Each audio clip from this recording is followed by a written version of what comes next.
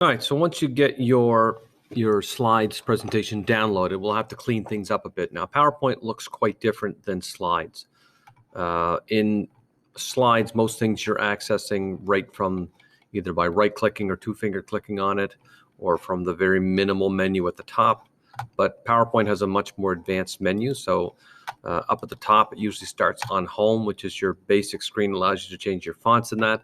But it also has several other menus up there, including an animation menu and an insert menu, which you're going to need to use, and then possibly a view menu that you might need to use in order to change your view. So once we get in here, I've already made a few changes to this, but I did change some of the text in here because a lot of the features you might have added in slides would have disappeared. So in order to make changes to your text, if we click on this here, now you can change your font, you can change your color, all that stuff that's here. But if you click on the format tool, you can also get into some of the fancier styles. And one of them that I like to use is the text effects, which allows us to add in things like drop shadows, reflections, glows, which look really nice, and add a little bit of flair to your design. Now you'll see when I'm doing this, it's actually changed. It looks like it's changing the font, but once I actually select it, it will actually go back to the font that it has set there, which is the Irish Grover font, which it did bring down with it. So you can change those things there, your outlines, your colors, all those things. And now to get into your animation, if we want to animate something, again, we have to go to that animation. I'm just going to fire that printer right through the window. Right through the window.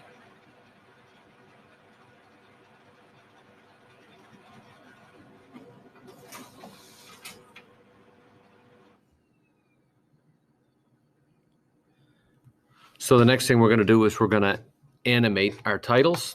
The animation may have stayed. It probably did stay from what you brought down from slides, but it may not work as well. So what I did was I deleted the animations that were there. So on the second slide here, you can see, I'll show you how to get that up. If you go into animation and then click on the animation pane, it will show you all the animations that came down with it. And all I'm going to do is I'm just going to Control-A to select them all and then delete them just to get rid of them, because I'm going to put in some different ones. I already did that here. So now what I'm going to do is I'm going to animate this title, so I make sure that I have it selected.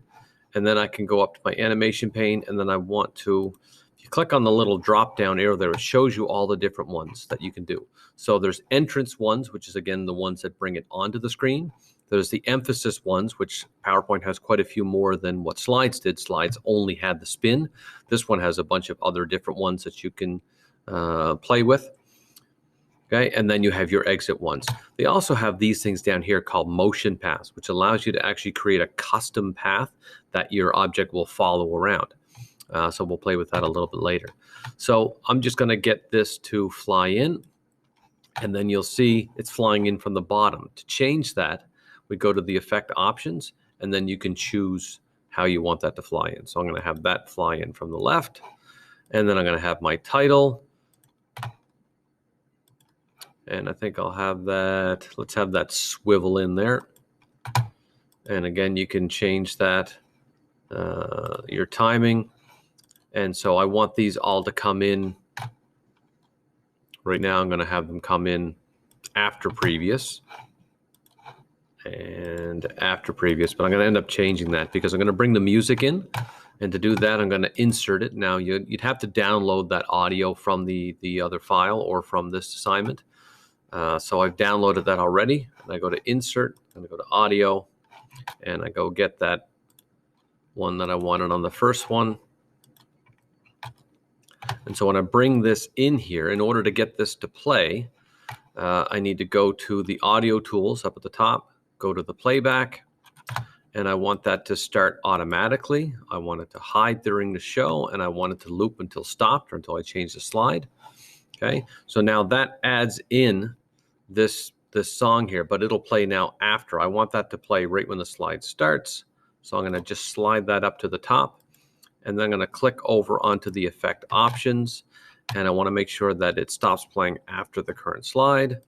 That's fine. And I want it to go to animation. Okay, I want it to start after previous, but now these ones here, I'm going to change those to start with previous, because otherwise it's going to wait for the song to play through once before any of the other animations come. And I'm just going to set a delay for, let's go 1 second for this one. And then my second one, my subtitle, I'm going to go with previous as well. And then I'm just going to go with a 2-second delay. And I can preview that now with the play button.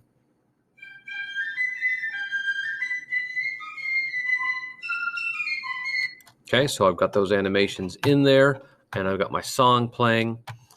So I've got that first slide done. I'll move on to the second slide. And again, I've already got rid of the animations that I had here. And one of the things, again, we can do is insert that music. Might as well do that first. All right, so we're ready to add that music in there. And for the second slide, it's going to be a little more difficult to add that music in, and I'll explain why in just a second. But you can see I've made some other changes here. So one of the things I did was I did play with the text a little bit, change the colors around, added in the drop shadow like I showed you in the previous one. I also, for the text box here, rather than just have it as a square or run it right across the page, I figured I'd change the shape of it. And to do that, we're going to go to Drawing Tools, Format. And I just went to the Change Shape, and I just changed the type of shape that the text box was, changed the color of it as well under the Shape Fill, and then changed the outline over here. All right, so to get that music in there. So the song for the second one is a much longer song. And what that's going to mean is that I could introduce it like we did the other song, and then I'd have the other things animate with it. But we're going to be animating a lot more things. So we're going to change how that music plays. We're not going to have the music play as an animated item. We're going to actually have the music as a slide transition. So it's going to play when it goes to the slide, and then it's just going to keep playing. So to do that, I'm going to click on the slide itself here out in the slide view. And then I'm going to click on transitions, and I'm going to choose the sound. So it's probably set on no sound for you right now. And so what you're going to have to do is go get that sound by going to other sound. And you're going to need to download the file first, which is the Danny Boy, but I changed it to a WAV file because PowerPoint won't allow you to use an MP3 file for these. So you're going to choose that Danny Boy WAV under other sounds, go and find it and add it in there. And you're going to leave everything else, I guess, the way that it runs. And then that should then play that song when you actually run through and do the presentation. So if I do that now, I can look at that. Let's go to View, and I'm going to go to, no, I'm going to go to Slideshow and From Beginning.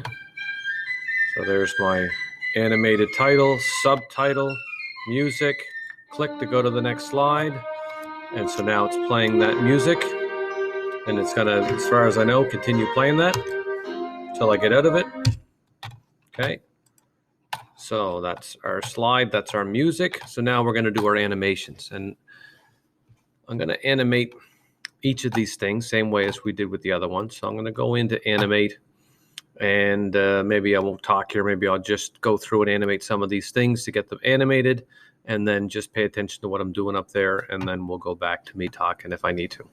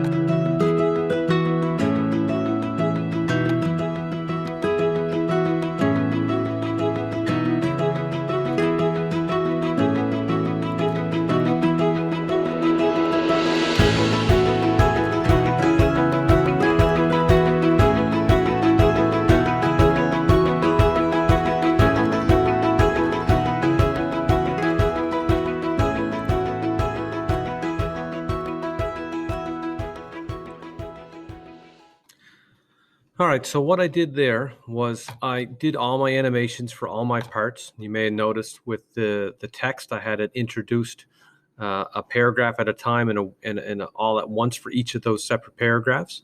And then I also, within that group, I placed in the animations for each of the objects. So the object animates as the word animates.